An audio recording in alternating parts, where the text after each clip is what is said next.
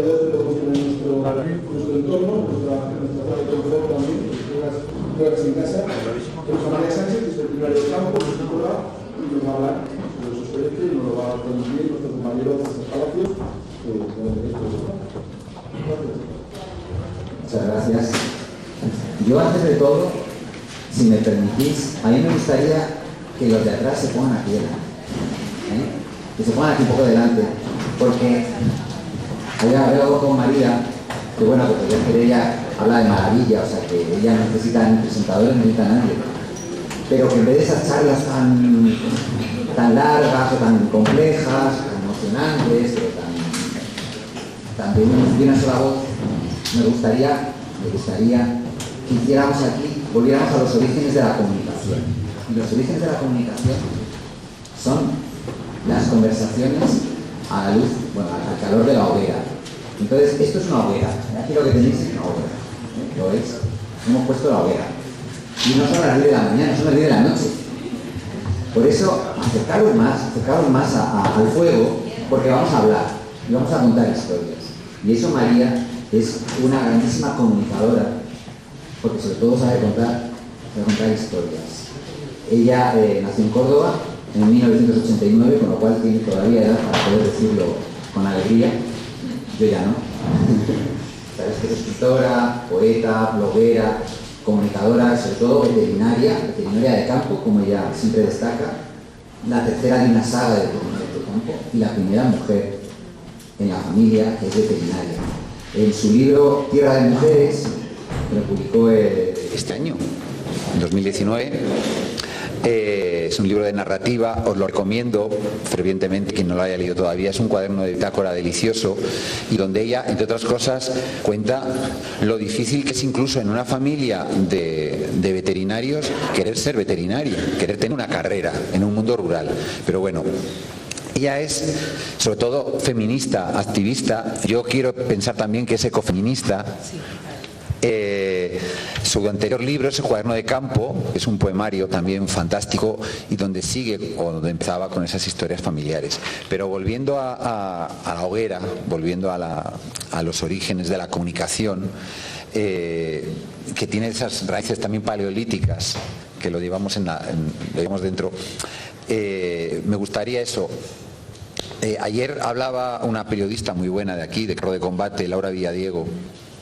Hablaba de la importancia en la comunicación del enfoque humano, ¿no? Bien. En su blog, María destaca una frase de Alana Portero que es muy bonita y que yo creo que centra un poco lo que nos gustaría hablar aquí. Dice, somos emoción, conocimiento y narrativas. Lo que otra mujer me cuenta, me construye. Y añade María en el blog, todos tenemos voz, una voz propia y única. Una voz para contar nuestra historia. Ella no quiere ser voz, quiere ser altavoz. Y luego ya continúa diciendo, citando a Donna Haraway, importa qué historias contamos para contar otras historias. Eso es lo que quiero que nos cuenten, esas historias, cómo comunicamos estas historias y cómo podemos llegar al final el periodismo es contar historias, estoy convencido de eso y tenemos que ser buenos narradores. ¿Tú cómo lo ves? Bueno, pues buenos días a todas y a todos, muchas gracias Apia, la verdad que como habéis dicho estoy en casa, me siento como en casa y me ha encantado la imagen de la lumbre y de la hoguera. Por favor, interrumpirme, hablemos, contemos, debatamos. Ya sabéis, los que me conocéis, que me encanta recuperar palabras del medio rural y a lo largo de la hoguera, en León, hay una palabra preciosa que se llama filandón, que es que se contaban historias mientras que ellas cosían o tejían y ellos también trabajaban con las manos, ¿no? Hilorios también lo llaman. ¿Cómo? Hilorios. Hilorio. Pues a mí me encanta el filandón y yo creo que el filandón hay que propagarlo por todo el territorio, ¿no? por dónde empiezo, porque tengo 20.000 cosas que contar, ¿no? Y podríamos estar aquí mucho tiempo.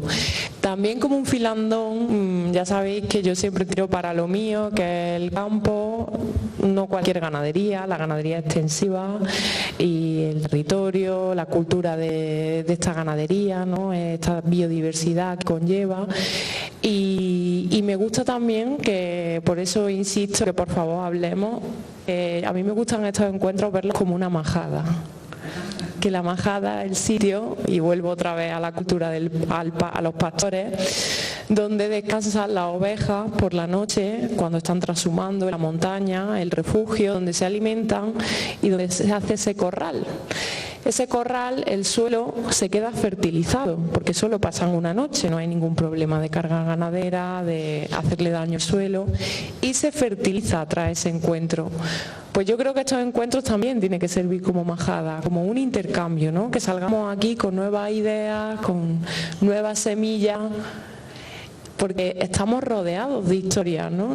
No somos conscientes. A mí me pasaba, como él ha contado, en mi propia casa, que mi familia paterna, pues sí, mi abuelo era veterinario y no era una familia humilde, pero mi familia materna era una familia muy humilde. Mi madre, os cuento, que nació en el año 60, la quitan del colegio con 14 años para trabajar cogiendo aceitunas.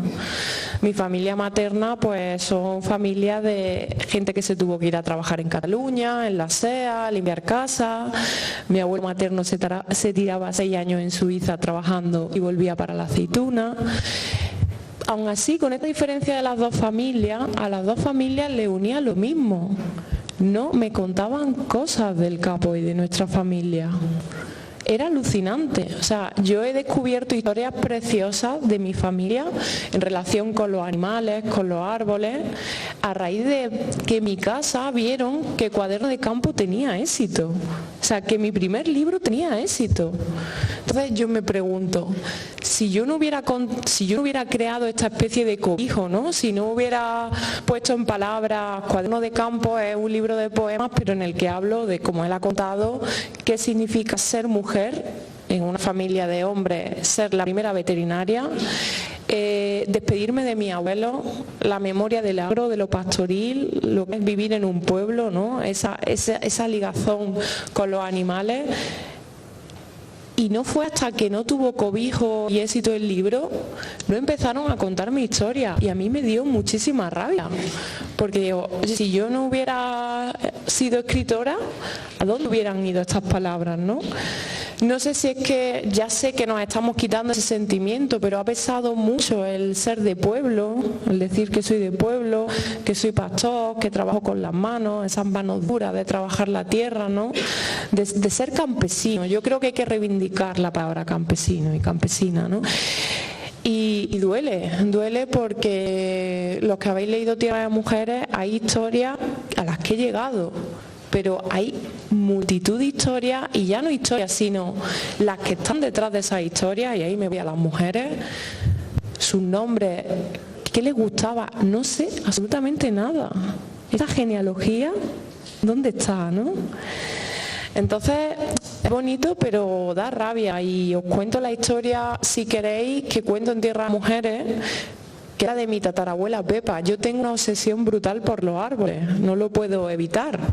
En mi campo, en la pequeña finquita que tenemos alcornoques de 200 y 300 años, y yo cuando voy a verlos a todos, los que se están secando porque ya se están muriendo por la edad, o si tienen nidos. Me gusta ver la vida que hay en esos árboles, incluso el propio limonero que hay en casa de mi abuelo, que mi padre siempre me dice: es un limonero cualquiera, ¿por qué tienes esa fijación con ese árbol? Si es un limonero cualquiera. Y yo, no es un limonero cualquiera, es el limonero que te ha visto nacer, que ha visto a tus padres aquí casarse, tener a vosotros, formar una familia. El limonero que ha arropado todas vuestras historias, todas vuestras cenas que hacéis en el patio, que me ha visto a mí nacer. Entonces yo siempre que voy a casa, voy a ese limonero, le hago fotos, cojo los limones, veo los pájaros, los insectos, pero porque forma parte de mi familia, ¿no? Entonces yo digo, bueno, esto habrá salido a alguien porque soy la única, o eso pensaba de la familia que tenía esta fijación con los árboles. También me pasa con los olivos de mi familia materna. Y mi padre, hace 1 año y medio, o sea, estaba yo escribiendo Tierra de Mujeres y acabando el libro me contó la historia de mi tatarabuela Pepa. Y os digo que si yo no hubiera escrito Cuaderno de Campo, no estaría contando hoy en día esta historia. Me cuenta que mi tatarabuela Pepa era una mujer que para la época que le tocó nacer, súper independiente, era ella la que llevaba las cosas del campo. Todos los hijos tenían que rendirles cuentas por la noche de lo que habían hecho, lo que no habían hecho en el campo. Ya estando casados y viviendo en otra casa, todos tenían que pasar por mi tatarabuela Pepa, y mi tatarabuela Pepa tenía una fijación por los árboles. Ya estaba muy mayor, sabía que se iba a morir. El corcho, como sabéis, se saca cada 9 años. Y su alcornoque favorito tendría 300 años. Y ya sabía, ese verano sacaban el corcho. Y ella ya sabía que ni el alcornoque ni ella estarían en la próxima saca. Y pidió, ya no podía andar, estaba muy mayor, estaba muy enferma. Pidió que la llevaran a ver sacar ese alcornoque, el corcho, por última vez. O sea, esa imagen tan poética, a mí me parece un poema, esa imagen de mi abuela, que la llevarían, pues no sé, la llevarían a mi tatarabuela, no sé cómo la llevarían, sentada viendo cómo desnudan al árbol y no sé si habéis visto cómo se saca el corcho, si se hace bien.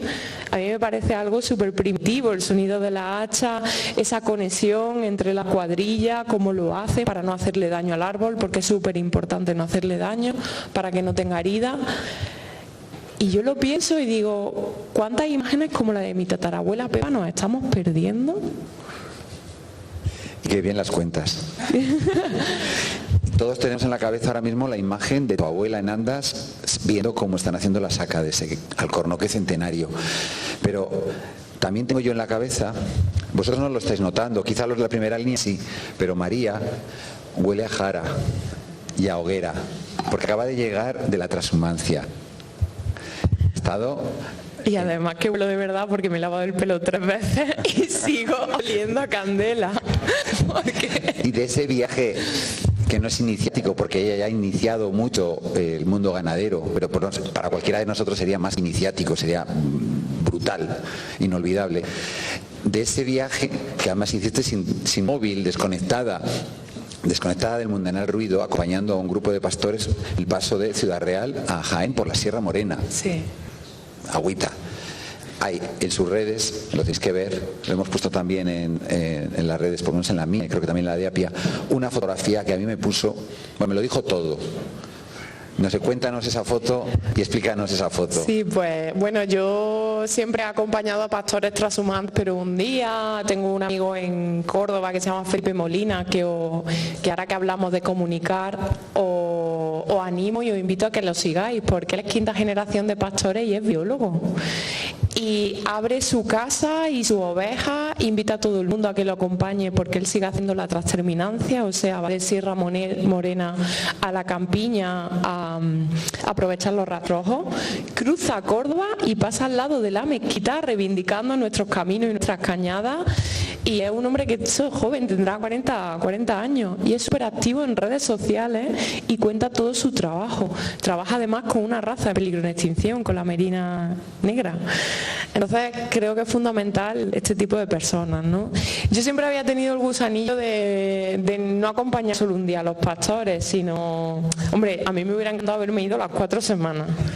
Pero eso ya es mucha tela, ¿no? Entonces hice el último tramo, que es desde un pueblo de Ciudad Real. Estos pastores salían de Guadalaviar de Teruel y bajan a Vilche, a Jaén. Y lo llevan haciendo, pues bueno, los pastores tenían 60 años, había uno de 70 que lo lleva haciendo desde los 14 años, o sea, todos los años ese camino con las ovejas, ¿no? Bajaban 2.500 ovejas porque eran 3 rebaños y iban 2 pastores con el rebaño y 2 ateros. Los ateros son los que llevan los coches, se encargan de la comida. A mí me gusta verlos como la mano que cuida, los que cuidan a los demás, ¿no? Entonces, esto lo organiza la Facultad de Veterinaria de Zaragoza, que a mí me parece una invitación brutal para acercarse al medio rural. Entonces los alumnos cada semana van un grupo de alumnos con 2 profesores.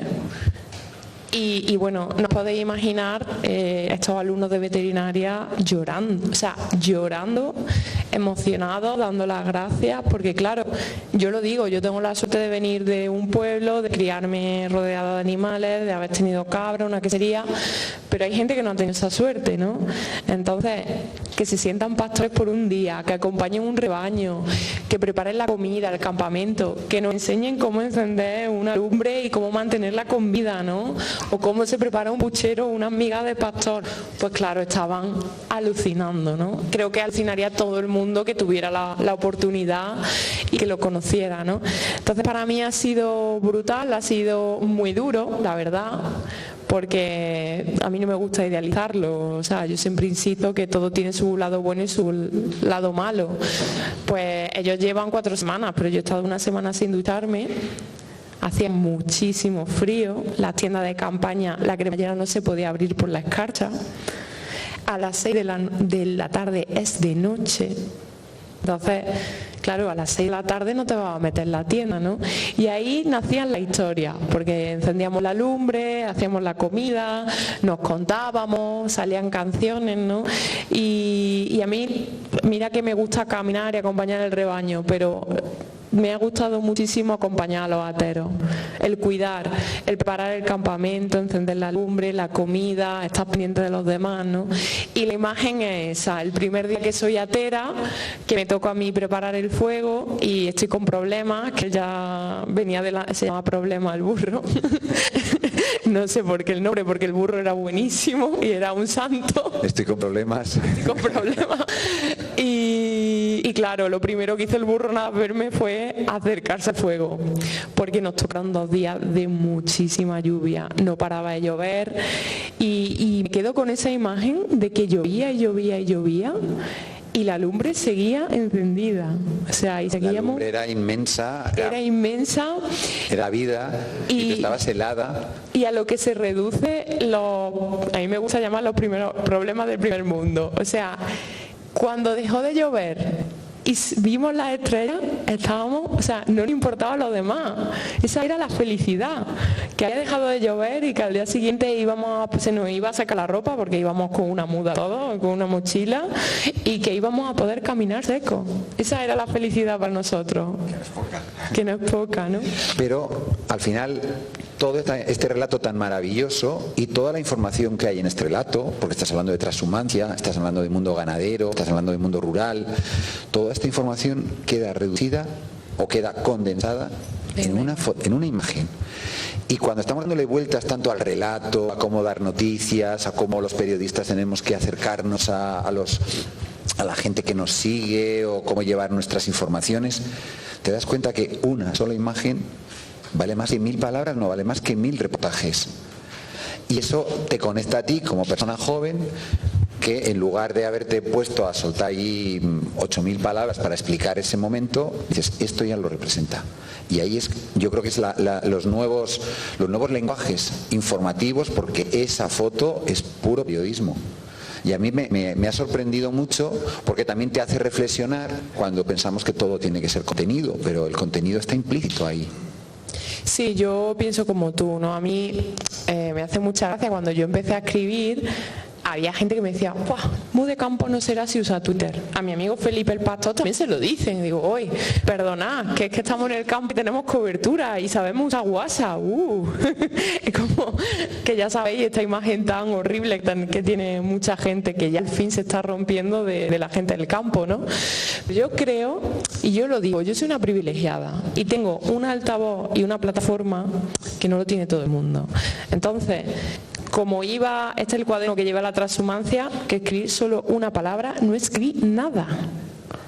Porque es que estoy perdiendo el tiempo si me pongo a escribir con todo lo que me están contando, ¿no? Aquí, aliada de la memoria, tengo que retener. Y luego las sensaciones ya saldrá. A mí una frase que me encanta de una escritora portuguesa, que Gabriela Jansol, que la pobre murió y ahora la están empezando a reconocer en Portugal, porque le tocó vivir la época de la dictadura, su marido se tuvo que exiliar, no tuvo hijos, o sea, era una señora que para su época iba contracorriente.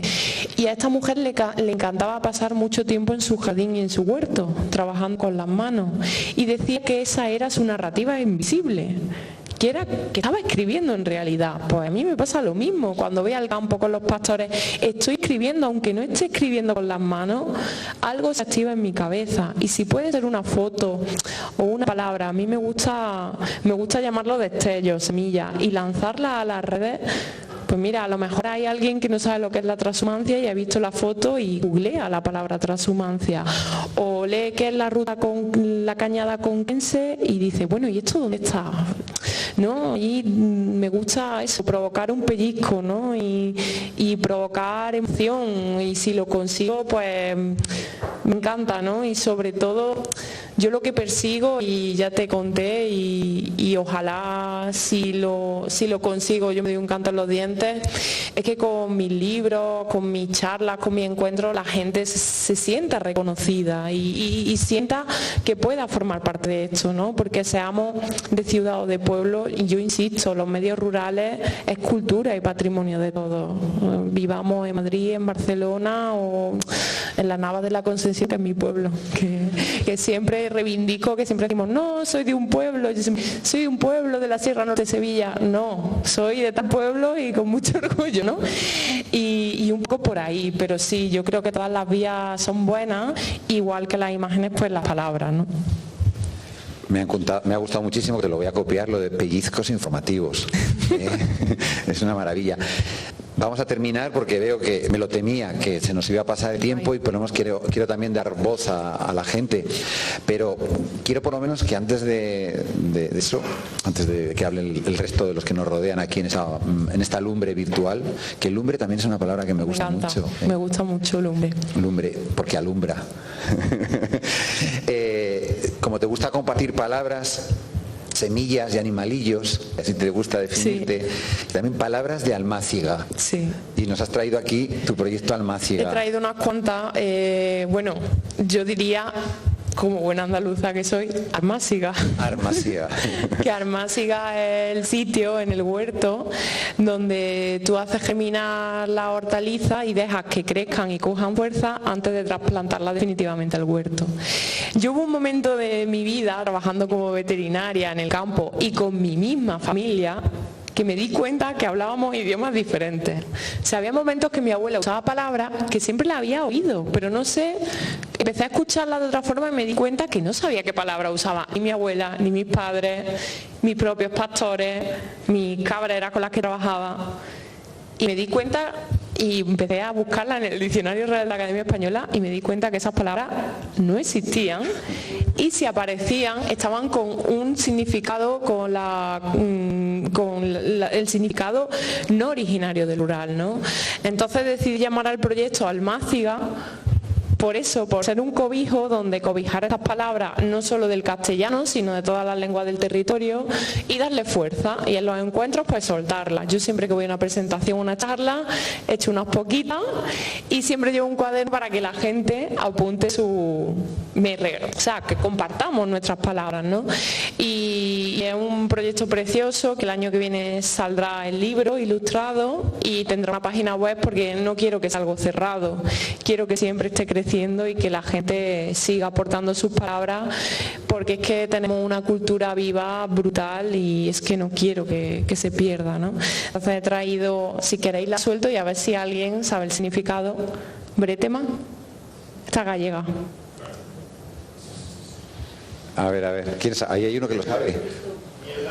Niebla, claro, está fácil porque es del gallego. Es que a mí me gusta usar palabras del rural de otras lenguas, porque yo soy andaluza, pero o sea, yo siento las lenguas del territorio también como mía y creo que es riqueza y es patrimonio. Esta es de la transhumancia. Alpararia. Ahí ya nos has pillado. Pues cuando la cañada se estrecha o cuando el camino se estrecha, las ovejas tienen que viajar en pareja. Entonces ese sistema que van las ovejas de dos en dos en fila se llama alpararia. Esta creo que sí, debéis conocerla. Gazuza. Esta también es de mi favorita, que es Galiana, también de la transhumancia. Es una cañada pero pequeñita, un camino menor de la transhumancia. A ver. Busca las difíciles. Es que voy a buscar así más difícil. No he traído todas, pero... Busca las difíciles. Esta me gusta mucho. Acullar, es del Aragonés. Recoger aceituna. Esta es del euskera, abar. Espera. Es que son palabras del rural, por eso yo insisto, pues las ramas más finas y delgadas que se usan de los árboles para encender la lumbre, el abar. Luego hay palabras que me encantan, que os he traído esta, que auzolán, que son los trabajos comunales, que es súper bonito, pero en todas las lenguas que tenemos en este territorio hay palabras para estos trabajos comunales, para la comunidad, que creo que debemos recuperar.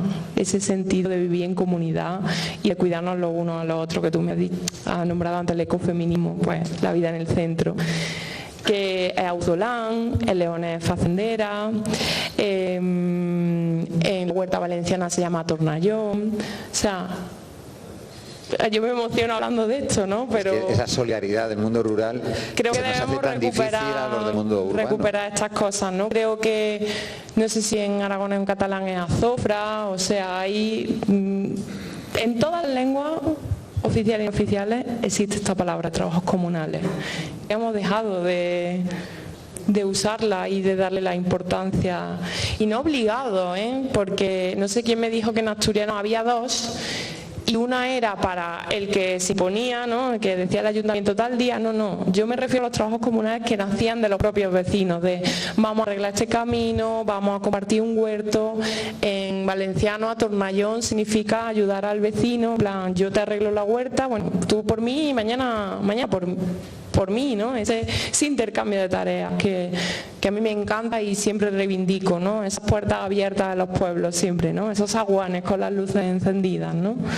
Pues creo que debemos también en la comunicación usar estas imágenes, ¿no? De cobijo, de refugio y de que la gente se sienta reconocida y amparada. Las redes sociales, con todas las diferencias, pero también se hacen un poquito ese refugio muchas veces de tu gente, ¿no? Claro, yo siempre digo, a ver, todo tiene su lado bueno y su lado malo, ya lo sabéis, pero yo con las redes pues he tenido mala experiencia, pero yo me quedo con lo bueno, es con la gente. Por ejemplo, por las redes te he conocido a ti, he conocido a un montón de gente que me encantan los proyectos que hacen, pues de comunicación, que están recuperando razas autóctonas o que están luchando contra la despoblación en su pueblo, que están parando macrogranjas, ¿no? Y ese tejido que se crea a mí me parece precioso. Y ya si queréis acabo con una imagen y vuelvo a la transhumancia. A mí me gustan estos encuentros y de todo esto que estamos hablando, de lanzar imágenes, ideas, lo que se teje como esas semillas que se enganchan en los lomos de las ovejas de la transhumante y germinan a miles de kilómetros. O sea, es que eso me parece brutal, ¿no? Pues creo que esas redes, estas palabras, la comunicación pueden ser esas semillas y hacer llegar a otros sitios y germinar y contar historias. El amor del hortelano, que se llama esa semilla. Pues esa semilla seguro que ha brotado ya entre todos los que nos están escuchando. Tenemos 10 minutos, así que los primeros. Uf. Por ahí tiene ya el micrófono. A ver, me dice muy rápido, yo muy rápido. Da mucho gusto oírte. Como yo últimamente trabajo también muy en contacto con el medio rural, me doy cuenta, y esto ya lo he comentado creo en el congreso anterior, que existe una fractura brutal entre el medio urbano y el medio rural. ¿Cómo salvas esa fractura? No lo sé, porque yo creo que cada vez es más grande. En el medio rural hay un fuerte sentido de inferioridad con respecto al urbano, y el medio urbano va demasiado rápido. y no se va a parar a pensar. A ver, yo creo que es súper importante daros cuenta que ya al fin en comunicación se está rompiendo un poco esto, pero es que hasta hace poco para hablar del medio rural se hacía desde el clasismo, desde el paternalismo, desde el machismo, siempre éramos la misma postal simple y plana y os suelto titulares de grandes medios. Terror rural en Galicia, un pastor, un hombre ignorante y bruto, estos titulares de 2017, 2018, 2016, ¿no? Que siempre nos encuadra a la gente del medio rural en la misma forma. O sea, yo no hay que idealizar el medio rural, porque en los pueblos pasan cosas buenas y cosas malas. Pero os lanzo, ¿habéis leído alguna vez terror urbano en Madrid por el asesinato de alguien? No lo hemos leído nunca ni lo leeremos. Entonces, creo que va siendo hora que nos sentemos al mismo nivel y hablemos el mismo idioma. Y para eso es fundamental poner de las dos partes, porque también en el medio rural está ese paternalismo hacia esa persona que viene de la ciudad. Este no tiene idea, este se va a morir aquí de hambre, ¿no? Y creo que hay que quitarse esos prejuicios y que somos hermanos, o sea, que es que nos necesitamos, o sea, que es que la gente del campo necesita a la gente de la ciudad y la gente de la ciudad necesita a la gente del campo. Y para eso es muy importante conocer y valorar. En Tierra de Mujeres pongo un ejemplo, que es un estudio que hace la revista Science, la revista científica, con niños de Inglaterra entre 3 y 11 años. Y el estudio es 40 tarjetas con Pokémon y 40 tarjetas con árboles, animales y plantas de su tierra, no de África ni de Sudamérica, no, de su tierra. El 80% se sabía todos los nombres de los Pokémon. No llegaba ni al 30% el que conocía las cosas que los rodeaba. Insisto, ¿cómo vamos a cuidar y valorar y querer y proteger lo que no conocemos? Y creo que aquí hacéis una tarea fundamental y maravillosa, y creo que la educación desde los niños es fundamental acercar eso, ¿no? Yo no quiero caer en culpabilizar a la gente de la ciudad, porque ya te digo, yo en mis presentaciones llevo queso de cabra, cuento la historia y alucinan y no lo conocen y no lo han querido conocer antes, no porque no hayan querido, sino porque no han podido, porque no lo tienen al lado, ¿no? Entonces creo que la gente que tenemos esa suerte y ese privilegio tenemos que contar, sea con una foto, con una imagen, y acercarnos y poner desde los dos lados la gana y la disposición y hablar por fin una lengua común. Preguntas rápidas. A ver, por aquí. Hola María, muchas gracias por compartir esta lumbre. Quería una curiosidad y una sensación. La curiosidad es la palabra que has descrito, si nos la puedes decir, durante la transhumancia. La palabra, sí, claro. A ver si la leo, porque estaba lloviendo. Vale, es falsa y cambra, y en aragonés como se llama al desván, pero no el desván cualquiera, sino el desván donde se guardan las cosas del huerto, de la tierra, de los aparejos de los animales. Y esta la apunté porque en Aragón hay muchas leyendas como que hay duendes en la falsa, que cuando se oyen ruidos y tal, pues son los duendes de la falsa que quieren robar comida y tal. Pero mira, la apunté, un lápiz verde que ni siquiera sé, no veo, y me quedé con la historia por el tema de los duendes, y me la contó el pastor mientras que íbamos caminando con las ovejas y estaba diluviando, o sea que esa es la palabra, la transhumancia. Y las sensaciones, mi familia de abuelo paterno también es de campo, es de un pueblo muy pequeñito de León.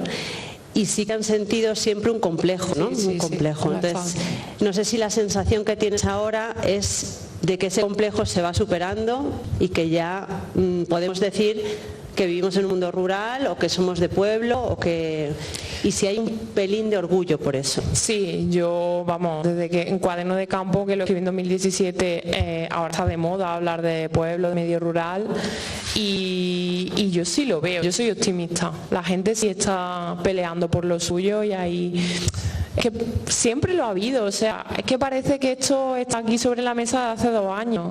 Teruel existe, lleva 50 años luchando por su pueblo y por sus medios rurales y por su territorio, ¿no?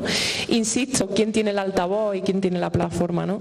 Pero sí es fundamental sentirse reconocido. Mira, a mí el regalo más bonito que me ha traído Tierra de Mujeres, he hecho muchísimas presentaciones por pueblo pueblos muy diferentes al mío, mujeres y hombres muy diferentes a mi familia o a mis amigos, territorios muy diferentes a mi tierra, y que vengan mujeres a decirte que ese libro lo podrían haber escrito ellas y que era su vida. Se han sentido reconocidas por fin en un libro, y eso es fundamental. Cuando te sientes reconocida, te das cuenta de que lo que haces importa y vale, ¿no? Y te sientes cobijada, y si yo consigo esa, de verdad, yo con eso ya me doy un canto en los dientes, porque es que ellos tienen tanto que contar. Tienen una historia y una cultura, y yo lo digo, esa cultura y ese conocimiento que tienen en las manos. O sea, yo he ido a la universidad, tengo una carrera, pero yo no soy capaz de preparar el huerto como lo prepara mi abuela. O sea, mi abuela guardaba las semillas de un año a otro, las sigue guardando, sabe perfectamente cómo hay que preparar la tierra. Todas esas cosas que las tienen ellos, las tienen aquí, no las tienen escritas en ningún libro. Tenemos que darles valor y tenemos que devolverles la dignidad a ellos también. 5 minutos nos quedan, no van a ser 5 preguntas. Bueno, a ver, yo pediría por lo menos soltad todas las preguntas, vale, y luego tú ya... Luego me ayudáis si se me olvida alguna. Pero bueno, por lo menos para que sepan un poco, queremos saber qué es lo que estáis vale. A ver si sé hacerte la pregunta. Conozco el pueblo, he hecho transhumancias, lo conozco todo bien, pero nunca sé, y por eso te pregunto a ti todo lo que has contado, ¿cómo explicarías a la gente por qué hay que mantener la población rural? Hombre, a ver. Espera, que hagan el resto de preguntas. Crítica, que es cultura, Esa pregunta es muy buena. A ver, allí. ¿Que estás segura que no va a desaparecer, como ha ido desapareciendo tanto, que no va a desaparecer cuando dentro de 80 años, que estaremos de nuevo en un congreso de APIA, vuelvas a hablarnos de lo que tú sabes? Vale, ¿alguna más? ¿Quién más? Pases en el... Sí. ¿Cómo vamos a cerrar, Bueno, yo creo María, yo que pregunta, que no sé si tienes la palabra, yo te quería regalar una de Cantabria, si no la tienes, es barda, ¿te suena? ¿Barda? ¿Bardas? ¿Bardal? ¿Sí? ¿Te suena? Vale, entonces nada. Y la última de Alex, y con él cerramos el ciclo. También una puntualización, María, cuando has dicho la palabra abarra del euskera, ha sido muy curioso porque tanto Yolanda como Unai, como yo, que somos euskaldunes y más o menos controlamos la lengua, ninguno de los tres la conocíamos, pero buscando Unai en el diccionario del euskera, es adarra, viene abarra viene de adarra, que es la rama, y abarra sería la rama pequeña. Y curioso porque no la conocíamos. Es la rama pequeña, además, no sirve cualquier rama. Entonces es también lo que tú comentabas de que no tenemos ese apego, estamos muy alejados del mundo rural, de la naturaleza, y sin embargo el euskera también es como una lengua muy rural, muy apegada al mundo rural, ¿no? Nada. Pero es curioso porque abar la utilizamos todos los días, porque quiere decir etcétera. Eta abar quiere decir etcétera, o sea que es una palabra que usamos en otro contexto muy culto, y solamente la palabra originaria, que es milenaria, no la conocemos, ¿no? Si no importa, voy a empezar por el final, porque justo el día antes de irme de transhumancia, a mí me encanta Bernardo Achaga. De hecho, en Tierra de Mujeres uso su frase de un día estuvimos vivos aquí y estuvimos aquí. O sea, aunque no estemos nosotros, quedarán las marcas y quedará todo, quedará el paisaje, el territorio. No se nos puede olvidar que los parques nacionales y naturales que tenemos en España son el fruto de los rebaños transhumantes y de esos ganaderos y pastores extensivos que ayudaron a esa biodiversidad y a conservar el paisaje y el territorio, ¿no? Y justo el día antes estaba leyendo un libro es una compilación de artículos de Achaga y tal, y contaba, es que me encantó la coincidencia, que en euskera a Venus, que es la señal para los pastores en la noche para volver a casa, se llama Artizarra, la estrella de las ovejas. Me parece precioso, o sea, que yo me emociono un montón con estas cosas, ya lo digo, que yo soy del sur, pero que me emociono con el euskera y tal, con estas palabras, porque que las siento también como muy mías, ¿no? Luego, a ver, empezamos. Que el medio, es que me decías que ¿por qué no debe desaparecer el medio rural? Que no debe desaparecer, ya lo sabemos. ¿Cómo explicas a la gente por qué no debe desaparecer? Hombre, yo creo que más que ahora lo tenemos más claro que nunca. Ahora que tanto nos preocupamos lo que comemos, cambio climático, que queremos conservar la naturaleza. O sea, yo se lo digo mucho a las alumnas y a los alumnos que vienen conmigo de práctica en la furgoneta, cuando les gusta una dehesa, o en los alcornoques, o ven la raza al pastor pastoreando. Digo, eso no está ahí porque salió de la noche al día. Eso está ahí porque generaciones y generaciones han tenido ese apego y ese cuidado a la tierra. No sé qué vida queréis. Yo de verdad tengo 30 años, tengo una vida precaria, no puedo ser madre, me encantaría ser madre y no puedo por el sueldo que tengo. Yo tengo la suerte de que me voy a poder ir a vivir a Galicia en plazo de un año, pues así, a una aldea. Pero yo tengo amigos que están compartiendo piso con 40 años, que se tiran todo el día a la oficina, una hora de trabajo en transporte para ir a trabajar, comiendo mierda. Ya sabéis que lo que nos enferma es la comida que comemos. Esto hace 12 años lo contaba Veterinarios Sin Fronteras, que hizo estudios en Barcelona con los barrios más humildes y los pusieron de hippies para arriba. Ahora es noticia que salen todos los periódicos. La diferencia de sanidad y de enfermedades dependiendo del barrio que eres, ¿no? Yo creo que nuestra solución es en nuestros pueblos y volver a esas formas de vida, a esa comunidad, a los trabajos colectivos, a los grupos, y ya lo estamos replicando en las ciudades, los grupos de consumo, los huertos urbanos, eso ya existía en los pueblos, ¿no? Esta iniciativa tan bonita que hay en Madrid, de la escalera, de conocer a los vecinos, pues eso existe en los pueblos sin la iniciativa, ¿no? Mi abuela un día está mala o le pasa algo y a lo mejor no lo quiere contar y nos llama a la vecina y nos cuenta. Ese cuidado, ¿no? Y no sé, es que yo también les lanzaría la pregunta, ¿vosotros creéis que merece la pena conservar Notre Dame o el Museo del Prado? Es que es cultura y patrimonio de todos. O sea, insisto, de verdad, no podemos dejarlo ir. ¿Qué campo queremos? Yo quiero un campo diverso, feminista y sostenible, lo tengo hiper claro. Y estamos en ello. Y ahora más que nunca hay gente luchando y trabajando por eso. De hecho, gente que me pregunta por proyectos así más radicales, innovadores, siempre me voy al campo y pienso en mujeres. Mujeres recuperando razas autóctonas como la veterinaria Ana Omar en Valencia, que está recuperando la oveja guirra y está dándole valor a la lana, que la lana se tira, tenemos una lana brutal y la tiramos. Pienso en las veterinarias de Aragón parando las macrogranjas. O sea, ¿de verdad queréis un campo industrializado con granjas de 24.000 vacas donde se rompe por completo la unión territorio, animal y persona? Esa es la comida que queremos. Y yo tiro para los animales, pero es que ya está pasando en Andalucía, en el Ejido, en La Fresa, inmigrantes explotados, sin condiciones, o sea, horrible, viviendo en campamentos. Y lo estamos permitiendo. ¿Esa es la despensa que queremos? ¿Queremos comer eso? Pues creo que más que nunca hay que reivindicar un medio rural vivo, pero no cualquier medio rural vivo, un medio rural sostenible, diverso y feminista y respetuoso con la tierra. O sea, yo es que veo cómo comía mi abuela, esa autosuficiencia, ese respetar, ese cuidado a la tierra. Y yo lo digo, tenemos unas herramientas que no tenían nuestras abuelas y nuestros abuelos. Pues creo que eso también puede ser innovar, ¿no? Pues vamos a ponernos a ello. Y tenemos el territorio. Y ya le gustaría a más de otro país de la Unión Europea tener el territorio que tenemos. Y yo veo que en Francia es posible. Yo en Francia tengo un amigo que con mi edad, en los Pirineos, va a montar, ya la ha montado, está recuperando una granja antigua, con 30 vacas, va a ser queso y va a vivir con 30 vacas. ¿Aquí es posible vivir con 30 vacas?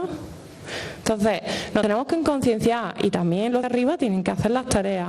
Porque yo me pregunto, ¿interesa que nos vayamos a vivir a los pueblos? ¿O les interesa más tenernos en ciudades, en colmenas? Entonces, poder se puede, pero hay que dar facilidad y ayudar desde la administración. O sea, no os imagináis un ganadero de extensivo el maltrato y los papeles que tiene que hacer para seguir adelante. O sea, que le exigen lo mismo que una quesería industrial, que eso es maltrato y abandono. Y yo siempre recurro a una frase que hizo Paco Casero, que fue el fundador del Sindicato Obrero del Campo en Andalucía, que es que parece que nos quieren echar del campo con las leyes que se hacen. Entonces tenemos que contar esto y tenemos que hacer las leyes y tenerlos a ellos en cuenta, que es que hace unos años con la PAC salió una ley que decía que debajo de los árboles no había comida, pero bueno, ¿usted se ha comido un bocadillo debajo de un alcornoque? ¿Dónde está la comida? ¿Dónde están las bellotas? ¿Dónde está el suelo más rico por la cubierta que le ofrece el árbol? Pues debajo de los árboles. Y eso está pasando, ¿no? Entonces lo tenemos difícil, es una pelea dura, pero yo soy optimista porque veo que hay muchísima gente que sigue, y veo la gente con la que trabajo, los pastores, que a pesar de los jodidos que están y de lo que le hacen hacer, siguen y siguen porque creen necesario y fundamental lo que hacen.